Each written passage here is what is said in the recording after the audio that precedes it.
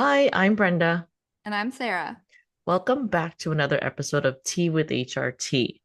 Today, we are diving into the topic of the Great Resignation. So, Brenda, I think we should start by explaining where that term comes from. So, it's referring to the trend of employees voluntarily leaving their jobs in large numbers. So, it started during the pandemic, and it's now having experts predicting that it's coming back in 2025. And one of the main things I think when we're looking to this new trend, like the obvious one really is in the pandemic, people were working remotely from home, and some people were thriving with that, some people were not at all. And I think we're seeing the same difference again, especially with returning to work in person versus continuing work from home in different job places. That's a very good point. Thanks, Sarah. I think another thing that might drive that, I think something else that might lead into that prediction is, especially around this time of year, at the beginning of the year, is at the end of 2024, a lot of employees were staying back because they wanted that year-end bonus. They Yeah. wanted the raise, or they wanted to see what their situation will be like in 2025. And for those who feel like, you know, they're not feeling heard or valued for their work, this is a good time for them to start, um, searching for new jobs. Yeah, I think a lot of, especially with the new generation entering the workforce, who are so hyper aware of what they want in the workspace and what they expect from an employer, that we're seeing a lot of people really reassessing what they want from their employer and going, you know what, if I'm not going to get it here, I'm going to go somewhere else where I'm going to get it. And even that means transferring fields a lot. I've seen it a lot. I've been one of the people who personally has transferred fields during the pandemic. So it's definitely interesting to see everyone kind of have that reassessment and that shift, which from the employer perspective is something to really be concerned about checking in with your employees and getting a pulse on how your employees feel about their job and their workplace and the atmosphere and climate at work. In our handbooks, a lot of employers like to add a blurb of saying, we would like to know 2 or 3 weeks ahead, sometimes even a month ahead if you want to leave the company. And while that is nice to have in your handbook, it's not an obligation, right? I think this is something, especially now, for employers to realize that your employees are humans too, right? They want the job satisfaction. They want to find a place that has a better compensation package, or even another place that just promotes a healthy work-life balance, right? Or work-life integration, as Eileen likes to say.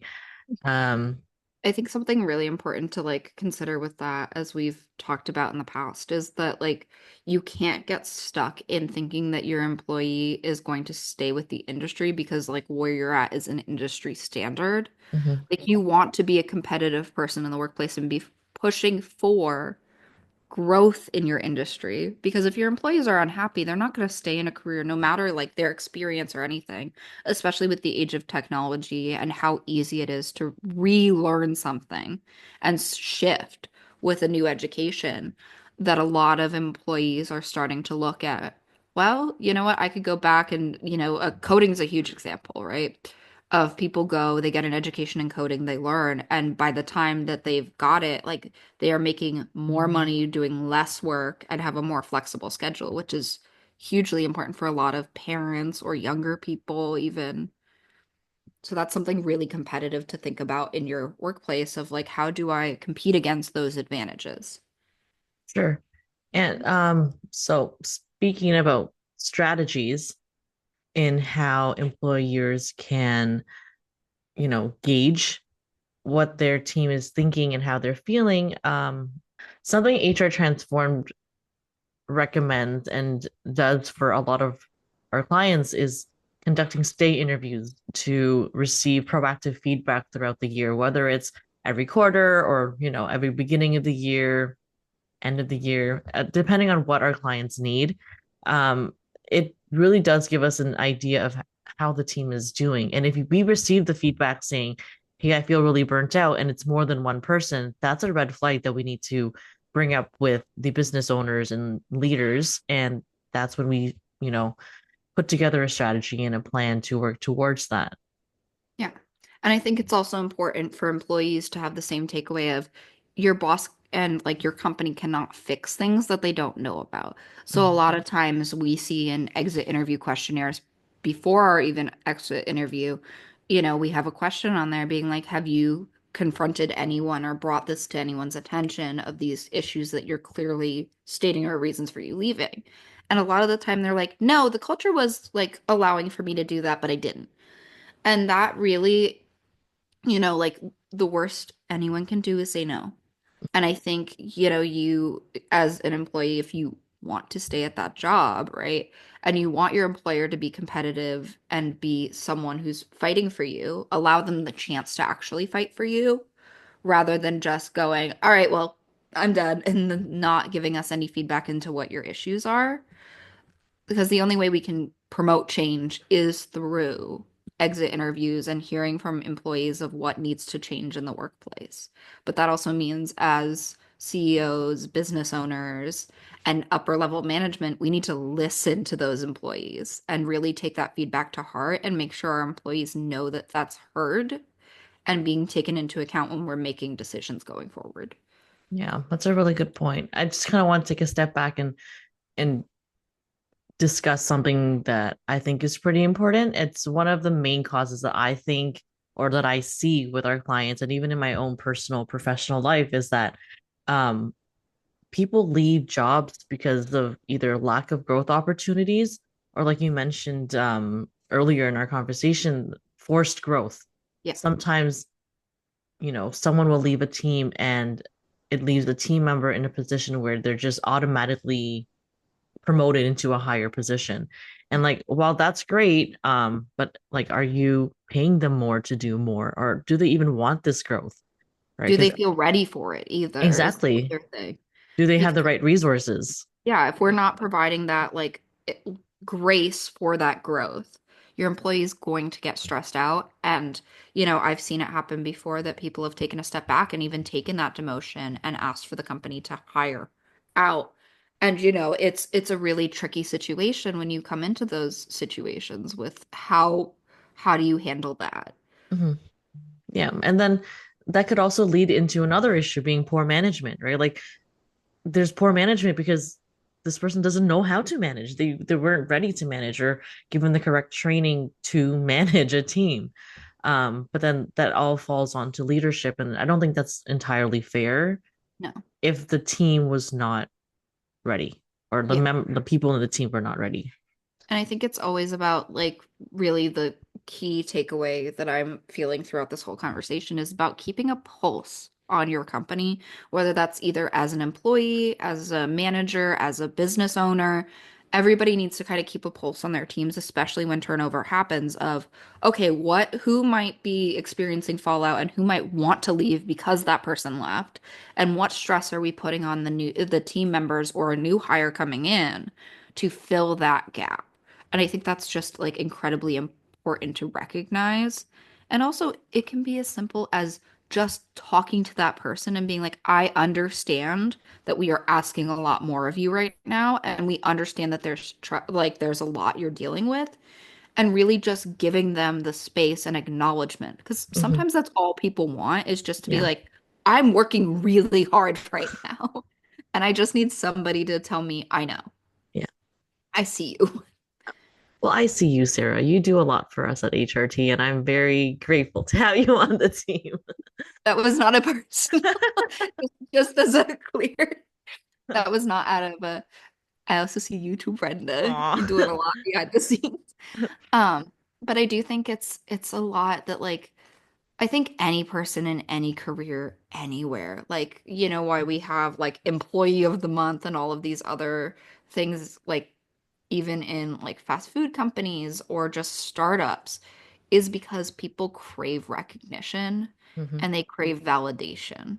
Yeah. And really, like when you look at the heart of people in your company, which they're people, like that's the big takeaway too, is just like allowing people to be people and Hmm. coming from a place of I'm a human trying to understand another human. Yeah.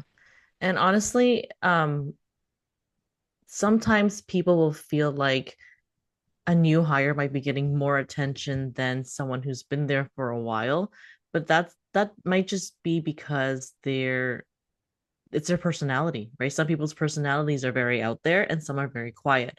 So keeping a pulse or, trying to gauge your team doesn't have to be a big formal thing. It doesn't have to be a survey, I don't think. Because just as simple as what we do during our team meetings, we'll be like, hey, how are you feeling? What is your battery? Yeah. Right. And like if it's week after week where someone's battery is low, then that's when you kind of jump in and you're like, hey, how can we support you? What's going on? Et cetera, et cetera.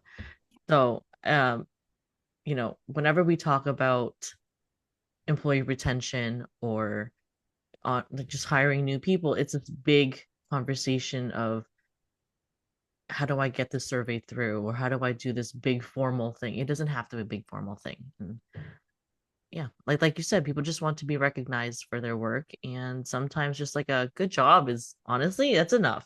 Yeah. Sometimes I'm like, wow, I feel good about what I just did. And one of the huge things I've seen that really works is a Slack channel just for celebrations and like greatest hits.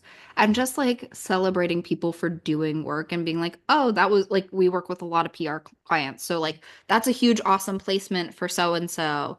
Or, like Brenda nailed this handbook for this client and they're super happy with it. And just having those little shout outs where the team just recognizes that person too and they get the recognition in front of their peers as well is huge.